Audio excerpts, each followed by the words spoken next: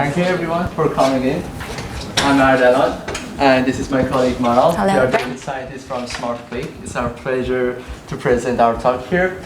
Our talk is about data science and AI in general. So we're going to talk about how the AI and the data science has grown for the past years and how it changed over the years.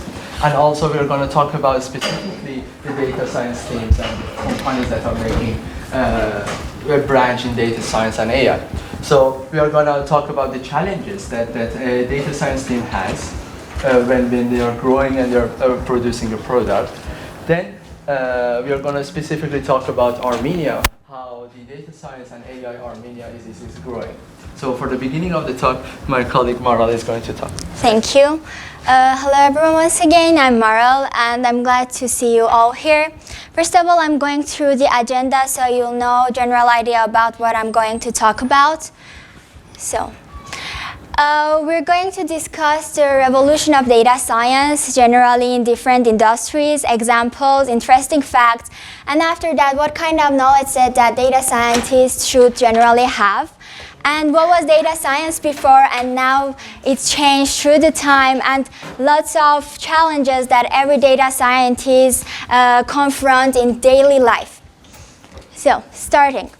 First of all, I want to ask a question. How many of you are familiar with data science? Please raise your hand. Okay, that's interesting. So, half of you know much more about data science. First of all, I'm going to through this graph.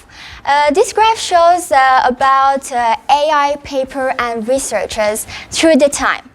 As we know, data science exists for more than 60 years, and through the time it started to develop and be more popular, and more AI papers and research started published.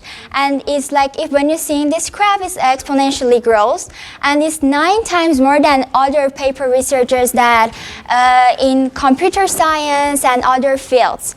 And this growth affects the industry also. Many startups start to be interested in developing technologies in artificial intelligence, starting to do technological revolutions in this field. And this will start to grow so fast that many of the investors start to invest in artificial intelligence. And we know a lot of startups that are doing pure machine learning, data science, deep learning, and etc. But I want to mention about some noticeable achievements that there were in this field. In 1997, the first computer, which called Deep Blue, beat the world chess champion Garry Kasparov. It was the peak of AI in that time because nobody thought that the computer can beat human in chess. And after that, experts were telling that it will take more than 100 years that people and expertise can develop an AI that can beat champions in Go game. So what is Go game and why they assume something like this? Go is a Chinese board game that doesn't have a strict strategy like chess. It's kind of the machine should have intuition to win people in this game, because in Go game, Go expertise, Go champions, even they do some moves that they don't know about it. If you ask them why you did this move, they say like, I don't know, I just felt that way. It's not like chess. In chess, the technology is different. Chess has a strategy that in machine learning and AI, we call it brute force rule algorithm, which means that in every move, chess player thinks that what possible moves that person have, and also computer thinks that way too, and it chooses the best move. But for the Go game, there is a lots of combination of moves, and that can't be that algorithm won't be useful for them. That's why they just develop a new algorithm which called reinforcement learning that AI, the computer, do some researches in the games, and it plays with itself and develop the higher level of game and start to learn by itself. And the thing about this, more technological, if you want to know, one of my friends going to have a talk about reinforcement learning in detail, so you can attend and understand more in technological and technical part. So it's fascinating that they were saying that it would take 100 years, and it just took 2 decades. What was the change? What happened? What are the impacts that this kind of jump we have through the time? I would say that technological growth and advancement that we have in our times are developing so fast. Like we have unlimited access, big data, knowledge sharing, and computational resources. Big data, I'm saying that everything is data around us. All of us have smartphones, have different kind of electronic device, and sometimes if you're just speaking about KFC, you don't know why, you go through the Facebook and see advertisement about that. So it means that even microphones, voice, images, everything around us is data, and data is growing so fast. And for collecting this kind of data, we need to have unlimited access to cloud computing, that we can upload this data, we can get this data so fast. And also we have really interesting platforms like Facebook, Google, Amazon that have open algorithms, open platforms that we can use from their algorithms, using and improving their algorithm and having our own product and have our own input in this industry. And also the computational resource like GPUs that is really needed for deep learning. All this technology has impact in different kind of industry. I mean, you can't mention an industry that doesn't have AI.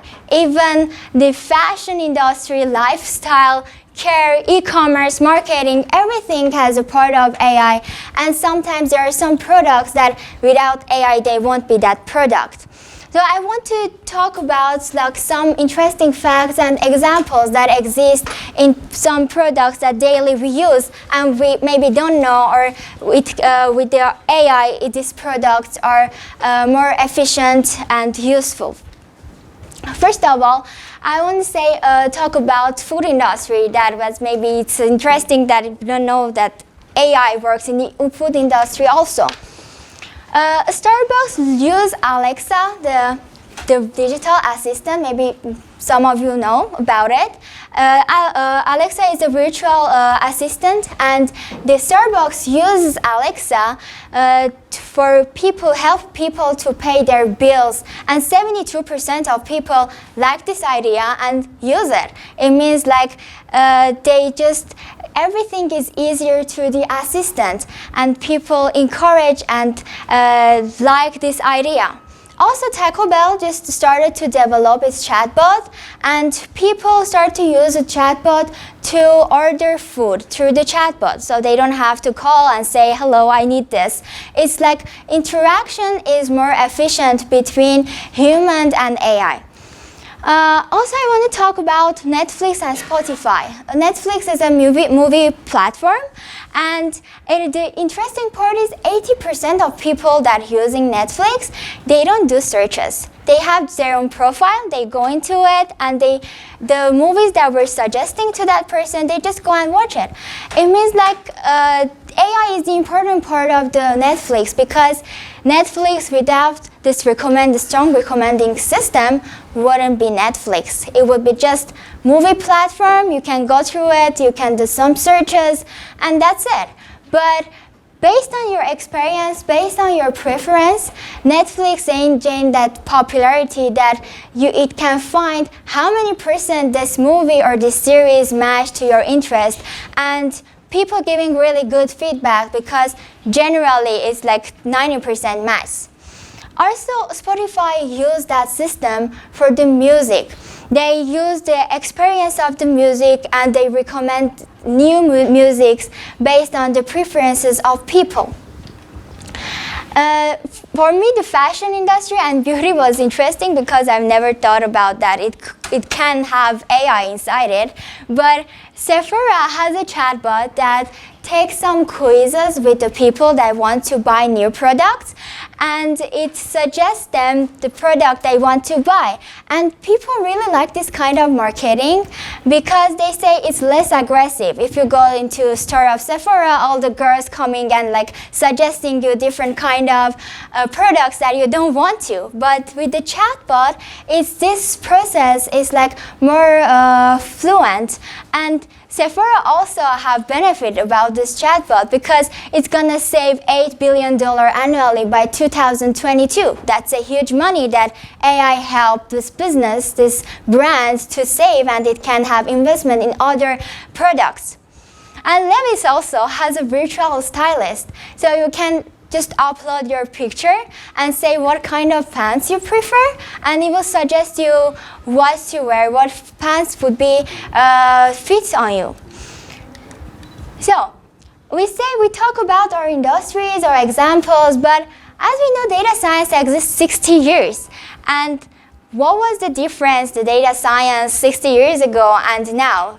I mean, it should have some changes because we have a lot of things, a lot of achievement, a lot of technological growth. Data scientists like 60 years ago was just statistician. The work of the data scientist was just data collection, data modeling, data analyzing, and decision making. But now, data scientists should know machine learning, deep learning, algorithms, statistics, programming skills, and also knowledge in the domain. I mean, like, not a person that is expertise in recommendation system can't do computer vision. It should learn, it should have knowledge about that domain. I mean, the data scientist now you should be kind of unicorn, knows everything, and everyone expects everything from the data scientist. So, but this kind of data science becomes popular, and new kind of terms started to use in data science like artificial intelligence, machine learning, deep learning. And what are the difference and limitations? Because people, when you say you're data science, they say, oh, you do AI or you do machine learning or deep learning. They don't know the limitations or where it starts, where it ends. What is the difference between these terms? So I'm going briefly through these definitions. So artificial intelligence is a technique that enables computer to mimic human behavior without any human interaction. So it means it's just we have a data, we have an algorithm that is automatically do everything that give us the result. What is the machine learning? Machine learning is a part of the AI, and it requires explicit programming, and the algorithms like random forest, logistic regression, some prediction algorithms, supervised, unsupervised learning, all of these are part of the machine learning. And what is the deep learning? So deep learning is part of the machine learning that is kind of neural networks, and it helps you to analyze deeper and dig deeper into data and find patterns that you can find with simple machine learning algorithms, because that is much more complicated. Like computer vision, you just can't do it with deep learning. You can't do it with machine learning. As we know, data science is so popular now. Everybody's saying that when you say that you're a data scientist, they say, oh my God, I'm learning machine learning. So I know Andrew Ng. I'm interested in this algorithm, that I'm a developer, but I want to be a data scientist one day. But a lot of data scientists globally change their job. And the reason of changing this job is like confusion of that kind of terms through the management, through the companies. Expectations are not matching the reality, and lots of other challenges that just distract data scientists to work efficiently and to be understandable. That's why in this part I will take my speech to my colleague Ardalan, so he'll continue with our problems. Thank you very much. So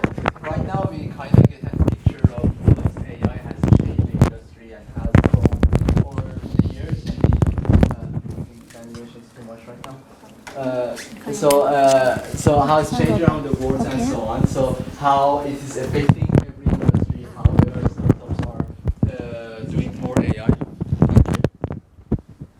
How startups doing more AI, and so it's a new sector. It is changing almost every industry and so on. But we want to know how it's affecting also Armenia and what are the challenges that we want to have when we want to enter to this sector and just develop and to be on top countries on AI. So this is the question that I want to just ask. Where do we stand in Armenia in the AI board? So for this talk, for the same reason, I want to talk about the challenges that the data science and data science team would have doing their work. And by talking about these challenges and just comparing it with software development, why software development? Because most of the IT companies that are going to the AI are a software company. So it is comparable, they usually compare it to that. Or also many software developers are coming to become a data scientist, machine learning specialist, and so on. So Armenia, in my opinion, has a very unique place in the AI because a lot of IT companies, if you compare it to the region, there are a lot of IT companies in Armenia comparatively to other countries over here, and almost all of them are having a branch in AI and data science. And there are a lot of students, enthusiastic students that are learning the data science by themselves through the internet and just becoming better and to do machine learning, deep learning, and AI. And that's very good opportunity. But there are some challenges that I think is unique to Armenia. For example, we don't have the official degrees through bachelor, master, and PhDs for machine learning, deep learning. So that is the one of the problems that we are facing, but it will be, I think it will be solved in the near future. But these are the states of the AI right now in Armenia. So I want to just talk about the types of problems that the data science and data science team might have and the categories that I want to talk about. For example, there are some problems that are technical to data science. Some of the problems comes from the management, understanding of the what is the data science, what is the AI, how the workflow should be. And there are some beliefs that we have and the effect of media. The word AI is too catchy and just makes everyone to talk about AI. And that just messes up the expectation. And also Google, Amazon, OpenAI, Microsoft, they are doing a lot of stuff with AI, but understanding that they are doing it on a different level because they have access to a lot of data. So we have to understand this kind of expectation that we are getting from that. So I'll be going into each kind of topics and just explain these challenges and these problems. So we can, at least even if we know that these challenges exist, it just gives us a better idea. As I understood, half of you are data science or going to do data science, so which is good to understand what are the challenges that you're going to face and what are the possible solutions to these kind of things. So first of all is that what is the data science within a company? Like how do we differentiate with the classical data science, as Maral explained, that this is the statisticians that go through the data, find causalities, find relations, and makes companies to make better decisions. And what are the new data scientists that they call AI specialists to some degree, that they do computer vision, understanding a large amount of images, they're doing big data, they're doing natural language processing. So the understanding the human language used to be the job of computer scientists, but recently has changed and there are a lot of statistics involved in these methods. So it becomes like some section that is intersection between the statisticians and computer scientists. So there are two definitions that I have for data scientists to just, you can imagine which kind of data scientist you want to be or you're working or within a company. So one data scientist is the data scientist for humans, that you do statistics to report to humans, to talk with management, to project management, to define a project, to understand if there is a causality somewhere, if there's a relation between your data and the things that you want, and also the decisions that are being done in the company. And the data scientists for machines are the data scientists that mostly work with algorithms and trying to teach these algorithms to do amazing things that we call AI, because they're similar to what humans do. So we can do computer vision, we can detect objects within the pictures, and we can do natural language processing, we can do recommendation system, and so on. So this becomes the data scientist for machines and data scientist for humans. But even though this is a very top explanation, big huge companies like Google, Facebook had struggled past years, past decades, to define the data scientist scopes. So they come up with some kind of internal different sections for their data scientists of what are their job requirements, what they're going to do, what are their responsibility, and so on. So I'm going to take the Facebook's example. So the Facebook divided their team of data science into three. So they call them data scientist, data engineer, and data scientist core. So what are the difference in Facebook definitions? A data scientist is the classical data scientist, but they have the knowledge of deep learning and the modern data science as well. So they are going to analyze what they are usually talk with management, and they are going to analyze the data that they have access to. They understand, okay, we have 1 million picture of people that are young and old, so we can make a product that produce an image, an older image of a same person. So this understanding of the data, of the huge data, comes from these data scientists. So they are helping the managers to understand what are the potentials, what can be built, and so on. And the data scientist core are the people that are heavily into math. Most of them are PhDs in deep learning and mathematics. That what they are trying to do is that they do the modeling part, and they don't care about other stuff within the company. But there is this data engineer, which is kind of took a new definition recently, and it is very mixed with data science too, is these people are heavily on programming, and they make data pipelines. There are huge amounts of data that's coming and going, and these models need to retrain every time. So data engineers are the people who design the pipeline flows. So imagine like a platform like YouTube. It has a recommendation system for each person. And these models, the recommendation system for this person should be on the server which is near to you. So it becomes like 1 million models or a couple of million models all around the servers. They are learning independently, and they have to be combined or share their knowledge, these models. So all these connections and stuff are doing is the job requirement of the data engineer, which is the high skill big data. They don't know that much about math or the modeling part, but they understand that how these models work and how they can manage this big data.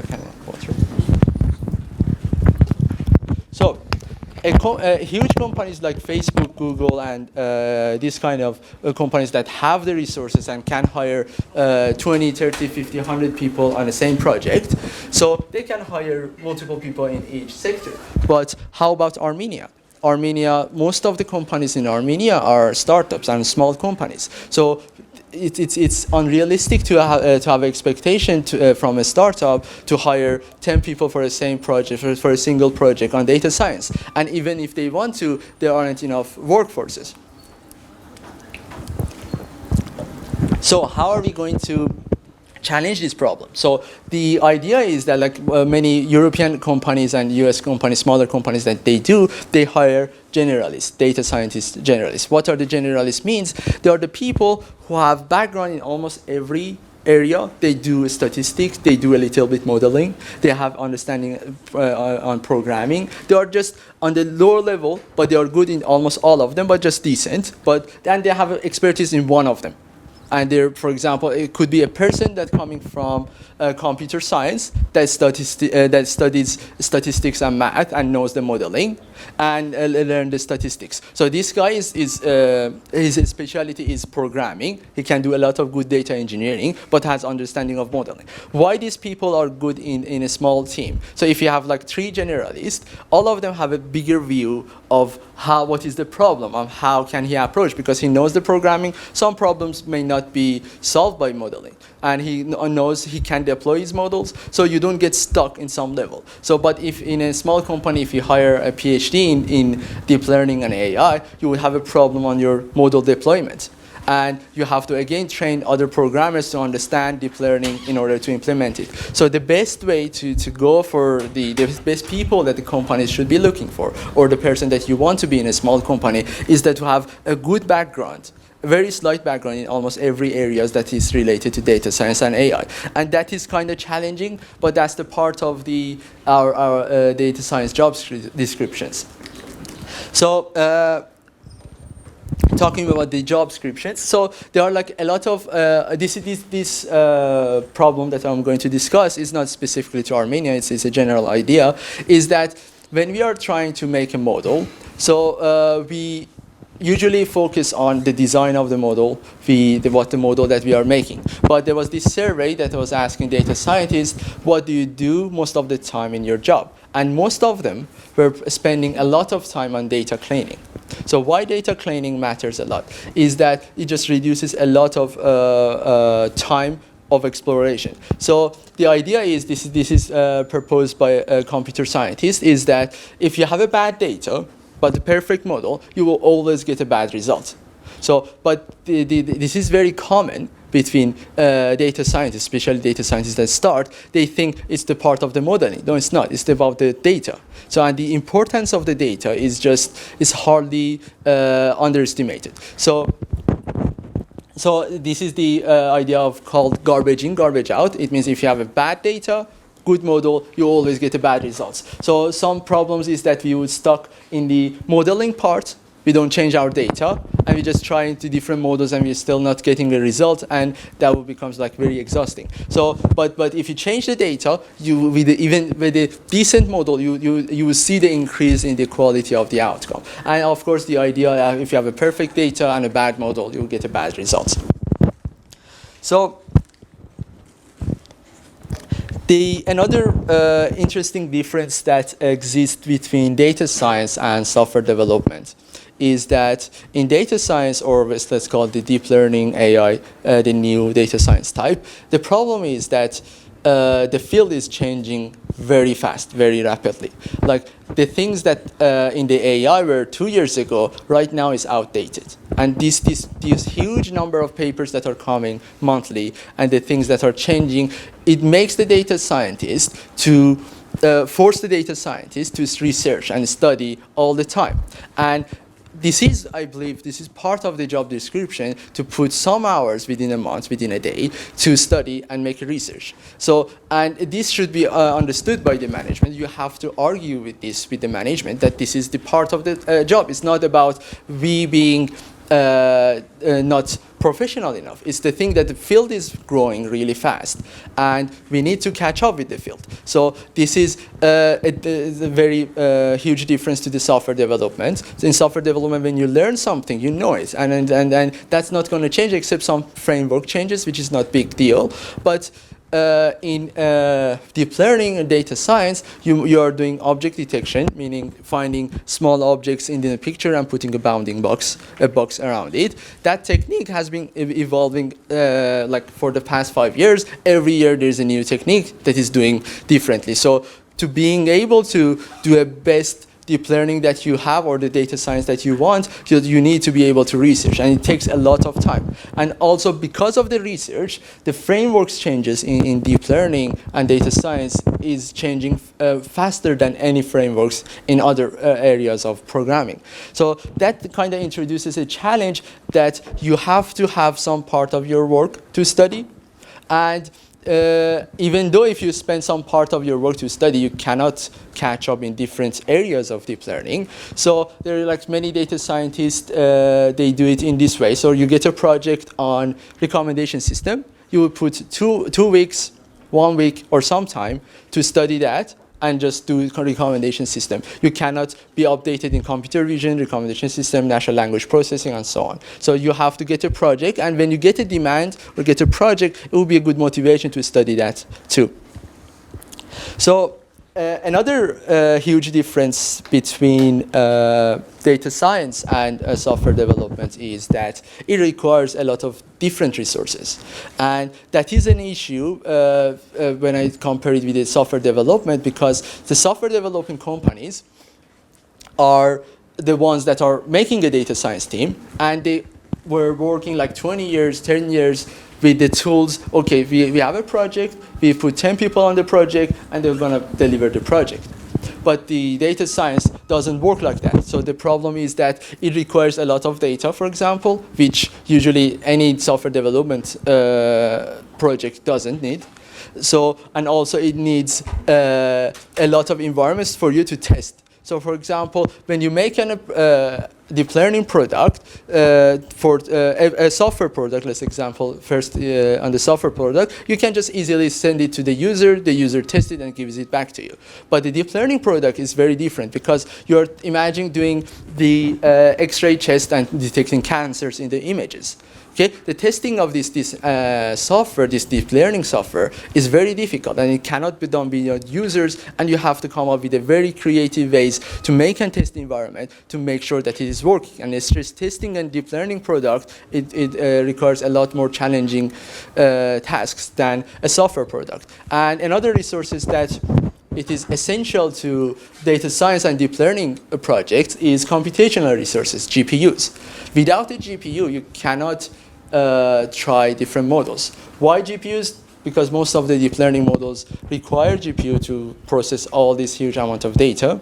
And if you don't have good GPUs or multiple GPUs, the problem would be you cannot iterate over different models and find the best model. So finding the best model needs a lot of experimenting. And the more computational resources you have, the faster those experimentation gets. So if we are talking to the company with the project managers and so on, so the deadline, the time that takes for a project, it is proportional to the how much computational resources you have. So the more computational resources, it takes less time to find a good model that is working.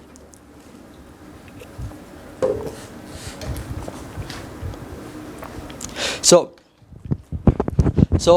talking about the expectation of the projects, that how are we going to estimate this? How are we going to fight with this? And how are we going to come up with an idea of how long a deep learning project it takes? So one idea is very interesting. The Google effect that I named it is that a project manager and manager Googles some idea, so that he wants to do. He wants to detect something, and he would find definitely something on the web. But that thing on the web, it could be a data set, it could be a code, it could be an article. So those articles give higher expectation because they are the way that they are written is the way that it increases the expectation of the people because they want to be a clickbait and so on. So they think, okay, it's possible to do because there's this company that is doing it, so it's possible to do. So it becomes the Google effect that you have to just go and talk about this. Okay, everything that we find on the web is not possible to do, at least for a small team. Google is doing a lot of stuff, but I thought it was an obvious thing that if Google does something, it doesn't mean that we can do it as a small team. But believe me, there are so many times that this misconception has happened that they expect to do it at least similar to Google. We don't want it perfect, but it's not possible. We don't have huge amount of data, resources, or the knowledge to do so. So the expectation that we have to fight is a lot. The other thing is the publicly available data. There are a lot of publicly available data on the web for data science. And this publicly available data, if it's publicly available, definitely there are some people somewhere have already made a model. So building a product straight out of the public data is not going to benefit the company because other people can do it easily. So you have to kind of introduce something new, some kind of, even its modeling, it's pretty difficult, but it's possible, to be unique than the others. So if you're taking a public available data, it's very hard to come up with a unique solution or a solution that it is very different from the others and is going to put the company on the advantage. And so that should be understood, that there are a lot of, for example, image classification data on web. Let's take the example of cat versus dog. Okay, so we want to detect cat versus cat images versus dog images. We have a social network that we want to tag them, for example. So the public available data, there are like 20,000 images of cats versus dogs. But the best model that we can make is not going to be better than the models that are available online. So you have to come up with a scenario or some techniques that just puts us an advantage on this modeling of the cat versus dog. So, and the other thing is the codes that are available. Some of the codes that, because it's a newly developed field and frameworks are changing, A lot of researchers make a GitHub and they publicly available their code. So, and when a researcher writes a code, the code is not production ready.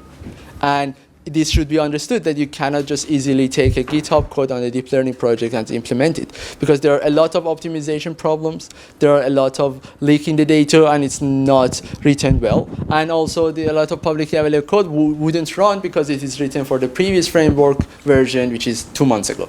So it just gets updated really fast.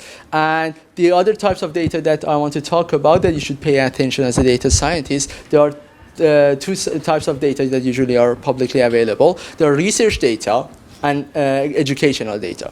Research data is like kind of a proof of concept. And I have a very good example of this. There are like series of papers for detecting human aggression in the videos, that if someone is fighting in the video, in which second of the video it is. So this is a very interesting project, but the researchers, what they have done is they get the hockey match data and the movie data, like movies, and they they say, okay, these seconds the hockey players are fighting, in these movies these characters are fighting. So they took this data to prove a concept that is possible to detect aggression from the data. That is a kind of a research data. It is no use in a production. But when you search for detecting human aggression or violence in human activity, all these papers and data sets come up, and you think, okay, it's possible. No, it's not. We need the data on the aggression. We can use the techniques that the researchers used. So those publicly available research data is not used for the production. Same as educational data, that they are like simplified, the noise is removed, and most of the time, any data that you get is going to be noisier than that, and you cannot find that. So it's very difficult. So you have to just understand that it's a research data or it's a educational data. So if can you build a product on it or you can't. So talking about the things that we can build or we cannot build, one thing that a lot of startups or small companies do is that they separate the data science team from the software development team. So, and the people who go to data science are usually not good programmers. They don't have the understanding or deep understanding of design of the algorithms, analysis of algorithms. So what happens is that, for example, I studied deep learning for 10 years, for example. Anything I would see, I would want to apply my knowledge on it. But there could be easier solutions from other ways. So a software developer always sees the solution from the software. A deep learning specialist always sees the solution from deep learning. So, but most of the time for the production is the combination of the two. So it's possible that your product that you're making, the AI is the center. But most of the time it's not. AI is going to help to provide a better quality. So this is very important in a sense that when we are making a product, so we have some models that are working, but the last piece of the puzzle that makes it into a very good product is the software that connects everything, and it does it in the best way. And those software that is around our AI model mostly should be done by the software development team. And it's very difficult for an AI specialist to do the software part. So that is very important to just always not try to fit a model to solve the problem. There are a lot of algorithms that can solve the problem easier and faster, and we don't need to apply these huge tools and complicated tools to do it. And there are like some other parts in the deployment or the making a project matters is that you make a model, you make the software development team write the software around it, but you want to deploy it. The company thinks it's the same application for iOS and Android that you always are deploying, and it's going to be the same, but it's not. Why it's not? Because, for example, a Facebook application or a normal application that you have, the amount of data that is Facebook or this application in your phone is sending and receiving is minimal. But when you have a deep learning project, you're sending images of a video every second. So suddenly the data load, the bandwidth that your program needs, suddenly changes. and it becomes a new kinds of deployment. And you need data engineers to handle those kind of situations. Okay, so how we minimize the data that is sent from the mobiles, received from the mobiles, and so it becomes a very different software for mobiles than the companies that usually do. And for the same reason, sometimes it's better to have a very optimized model for the production I'm talking, which is less accurate than a model that is very accurate but is huge. Because at the end, the user experience, that's what we are caring about for making the product, or the project managers care about. So you might want to have multiple versions of the same product with different accuracy, and the less the accuracy, the lighter the model is, the lighter the model is, so you can put it on the product and you can deploy it easier. So that is the very important part of the optimization versus the accuracy of the model. So talking about the data engineer, a brief talks on what the data engineering is. And data engineering, you may learn some tools of data engineering by yourselves as a data scientist, but most of the time, if you see this is the things, you might be able to request it from the management to, okay, we need someone to hire or at least outsource this phase of data engineering. So you have a model, you want to optimize it for a larger scale. Your model is running, can respond 10 users per second, but we have 1 million users per second requesting. So how we copy this model and deploy it in multiple servers, that becomes the scenario. And there is a lot talking about, like, for example, running on the mobile device is different. So you may have a model that is very good on GPU, on a computer, but if you don't make it to a mobile application, it might not benefit the company. So we have to find a way to make our models run on mobile. And we have to find a way. So these are the techniques that the data engineer would do. And data pipelining is the, like, for example, let me give you an example of a live scenario that we are an advertising company. We are getting ads and we want to show it to some people. We want to automate this process. So for automating this process, when we get an ad, we need to analyze the ad, we need to analyze the user, we connected them to, and we want this pipeline to be completely automatic and evolving. To learn over time, like the YouTube recommendation system. YouTube recommendation system, if they don't do anything, it gets better over time by the amount of information that we are giving it, and the models are learning of the huge network of data pipelines. So the part that is about the product cycles. And again, I'm going to compare it to the software development. The product cycles are very different from software development. Software development, there are already a lot of project managers, very good project management frameworks for software development. They're like Scrum and they were Agile. They just they have defined like how to define the project, how to divide the tasks, and so on. But these things are not well defined in data science. And the things that already exist are for huge companies. Like there are frameworks that work for huge companies, data scientists for huge companies, but we mostly working in a small company and a startup or a team of 10 data scientists, we have to come up with a way, or we have to talk and explain our situations to project managers to have a better understanding of how our projects are, what are our limitations, what are the resources that is needed, and what can you do or what can you do. So these just provide a lot of changes to the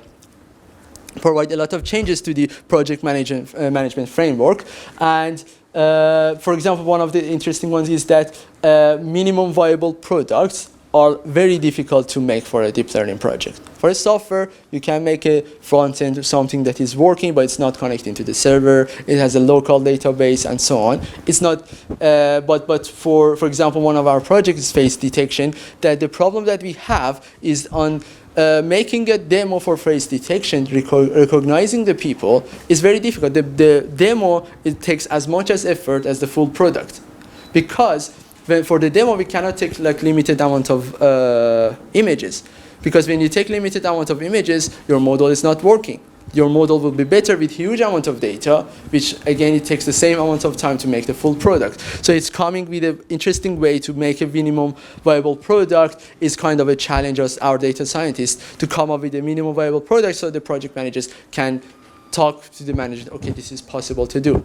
And this becomes a very different. So the CRISP Scrum project manager framework is the Google's one that the Google is using, but this is not usable in a small environment or a small team. So it has to be kind of customized to the project, the way that we are working, to the how many people are working, how many people have the knowledge, how much resources we have.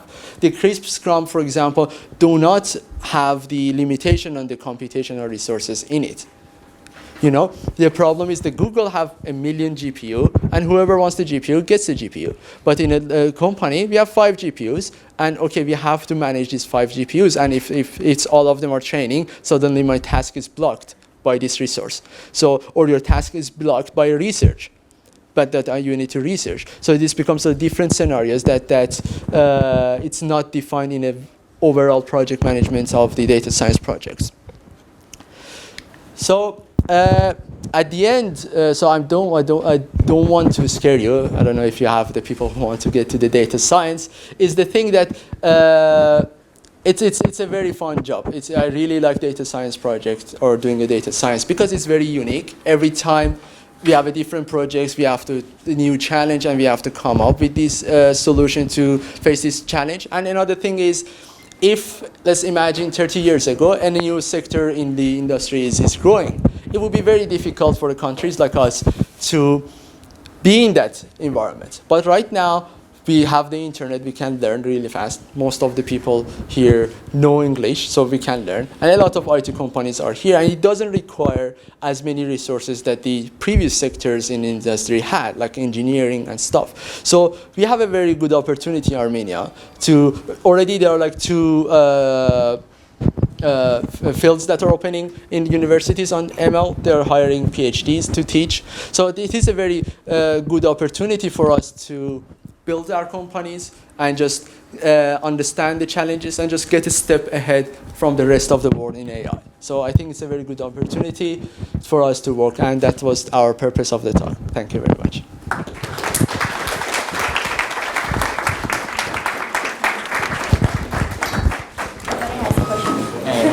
Yeah, sure. You talked about the official degrees. Yes. Something like master degree, PhD. Master, yes, not PhD yet. That you said that it is a problem in Armenia that we don't have degrees. Yeah. How much important is that? I mean, I'm new in data science. Yeah. But I don't think that it's so important. Don't you think that it's just a piece of paper?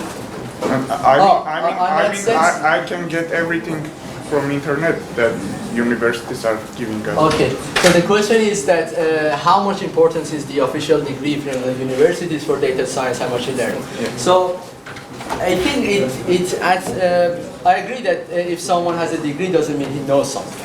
I totally agree with you on that there are like many people have degrees and don't know stuff, and there are many people who don't have degrees and they're very good. But I believe that we lack a part of a research in deep learning or mathematical understanding. So imagine there's a course in ML, there are 30 people, 20 people are going. 18 of them or 15 of them don't learn and they get just the degree. But 5 of them are good, and we need those 5 people. I mean, if university give me the knowledge in 2 years, yes, I can get the same knowledge from internet in 6 months. And that's more comfortable. Yes, it's, yeah, you want to answer? It's not that easy. I mean, like, yes, you can get it in 6 months and you think that you get it. But when you're going to a degree, you're forced to do project, you're forced to learn some things that some kind of related to data science that you can't understand it from course. Like, if you have a data science course, okay, they give you data which is clean, which is perfect, and say like, go do this, run this algorithm, and you just put the algorithm, you change some things, and it just works and it's magic. But in real life, it's not like that. They give you a big data that you don't even know how to run it in Jupyter Notebook, or it's challenging to run it because you need to know the technique, how you can read it in chunks. And you don't learn that during the course that you can have in 6 months. Yes, that's good to have a basic knowledge, to go deeper, and you need to have several courses to understand that to understand the whole view of data science, the whole job of that. So I think that university can help that because you need to pass several courses like data mining, data cleaning, machine learning, deep learning, NLP, and etc. So for that, if you're taking a course, different courses, and you just pass it basic ML and then cleaning and then, for example, scrapping, if you do it, yes, you don't need it. But now just people say, yes, I just passed the course for 6 months and I feel like I'm a data scientist. That's the difference. And data science and deep learning is just, in my opinion, it requires 1 bachelor and 2 masters to be able to design models. You can, there are a lot of things that can do research, but I think the other thing comes to how efficient our universities are. You had a question? Yes, My sure. question is just about that. Do you think that our universities are ready to give us all the practical knowledge you were talking about? They are hiring PhDs abroad. I have some information that they are hiring people from US that they are professors, PhDs, and if they do that, I think we have better. So imagine like you do bachelor and master, and you study 6 months by your own, so you become the one of the best workforce in Armenia in AI. Thank you. Can you suggest me technology to learn data sciences? So language, Python or something as a beginner. Yeah. Right? Yes, so the question is like what are the frameworks or languages that you want to learn? So I will tell you that the requirements of the to getting an entry level of the data science, you need a little bit programming. So most of the programming is being done. Within the Python. Like most of the framework has a hook to the Python, but it's not Python is necessary. But in my opinion, it's best to have Python. It's very good to have Python, but it's very good if you know another language. But the Python, if you're starting, definitely start Python. Just do programming. Don't focus on science. Do good programming. I'm already a programmer, but Okay. What do you do? would choose language to start learning data science. Yes, then Python. Python Definitely. is the best choice. Yes, the Python is the best choice. Yes. Yeah, sure. I just wanted to make a comment. For those of you who want to get into machine learning, like the question that was just asked, if you go to yerevannet.com, if you guys are familiar with that, Yerevannet, it's a non-profit machine learning organization started by Ardalan. There's a machine learning guide, and the guide will tell you like the math you need to learn, the various branches, techniques, and so on and so forth, what books are referenced, and so on. So you can go through that and kind of learn by yourself. Yeah, that's a good idea to go to Yerevan. Yes, there are a lot of resources over there that you can find. It's very useful. Thank you. Questions? Sure. I'd like to know, would you hire a person with self-taught and doesn't have a degree? Yes, definitely. So I don't think so. The idea is that will we hire a person that is self-taught? Definitely, we are all self-taught. There is no official degree in Armenia. Like every data scientist that we see, either studied abroad or studied by themselves. We are all self-taught. And how much time do you think it takes on average for a person to learn data science? Depends on the person, right? Yeah, so I would give it like a general idea how much it takes for a person to learn data science. In my opinion, you need programming and algorithms. That takes. It really depends on the person. If usually some people have a background in programming, some people have it. So the most people that are coming to data science either coming from a mathematics background or programming background. But when you come from a programming background, you need to study a little bit math. and understand the deep learning and the frameworks and the machine learning. So I believe this will take 6 to 1 year to cover up this everything about the statistical learning and the deep learning, how it works. And if you're coming from the mathematical background, you again around similar 6 to 1 year to learn programming algorithms, how to implement them. Okay, thank you. Yes?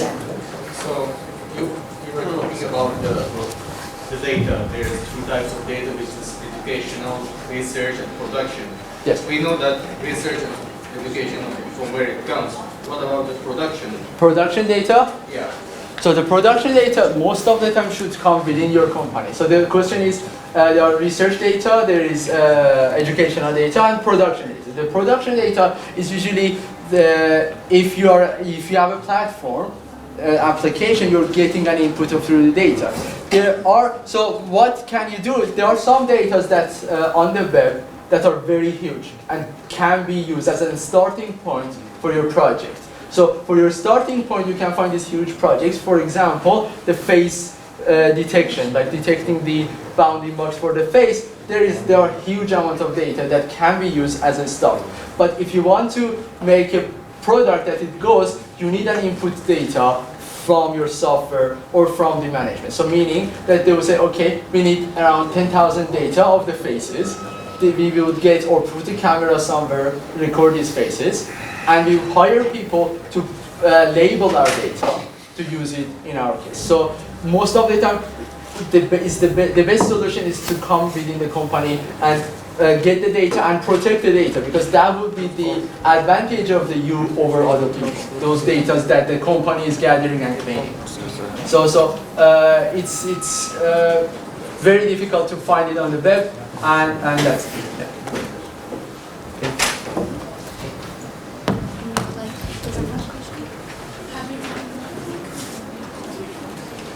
Okay. Okay. Thank you very much. We don't have time. If you have questions, you can come to our booth, first floor, at the end, so we can talk.